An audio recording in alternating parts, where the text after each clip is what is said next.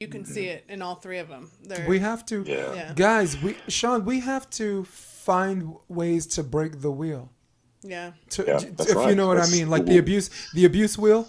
yeah. We have You to yeah. break find. it, Well, break the cycle. that's Yeah, break the look. It is. cycle. It's Jay. You know what it really is, and this is what I and this is where my wife has come in, and I think she's shown me. She's loved me, and she's shown me love like nobody else has. Yeah, My yeah, grandmother Rome.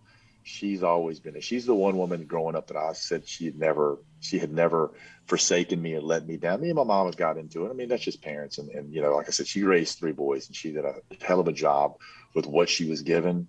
She made Roxy basically. You know what I mean? Yeah, There were times whenever we had to get food donated to us. I mean, during Christmases, I mean, the police department and them would come by and give us gifts because we didn't have presents, and that's mm-hmm. the kind of life it was we had for a couple of years. It wasn't all the time growing up, but that's a blessing. But through like my fifth to sixth grade year to like my ninth, 10th grade year until I went to that school, that's what it was like. Mm-hmm. right. And so that's a pivotal age for a male. Yeah, I just it kept me on the streets a little bit. It kept me outside the house, which was good, but it also kept me on the courts because growing up in Baker, that's the one thing I could do. I could go to one of these courts, play basketball. Everybody knew me, and I'd play there. I'd go play at different courts down the city from sun up till sundown. yeah, So, that was a blessing in itself. But yeah, but with my kids, the main thing was I'm spending extra quality time with them, and yeah, that's another thing. And I'm not pushing them to do it, but Jay, what we're doing is breaking generational curses. yeah, And Yeah, I've had to talk.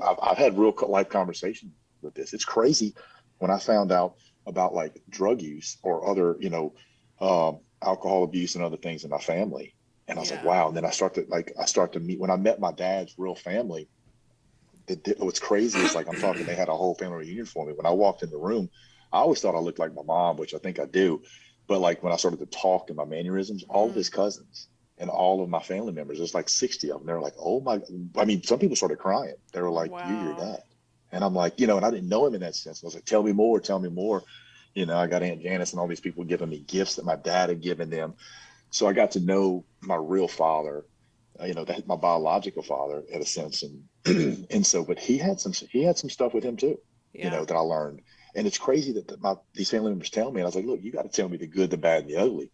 And the yeah, reason I'm asking you this is because yeah, I've got demons. I've got things that, where do they come from? What do they do? Sure enough. And so I had to make a conscious effort to do this. And I was like, I'm not going to do this. I'm not going to do that. I'm going to break these. And it's rough. It's rough, yeah, especially when you tell your family about it because they think half-assed. They're like, well, that's normal stuff.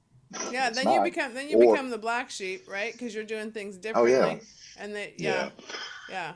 Yeah. Then And so like it's what we talked about. It's everything's to me, I learned this is what really helped me, Jay. And this is, me and my dad didn't talk from 2018 to about 2020.